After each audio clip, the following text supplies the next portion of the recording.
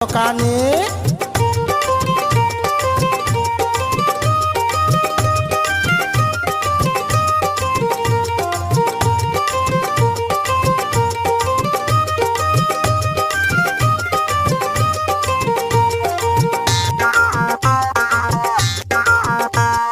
এত বছর হয়ে গেল দেশের স্বাধীনতা, কেউ কোনোদিন ভাবলো না তো মাতালদেরই কথা।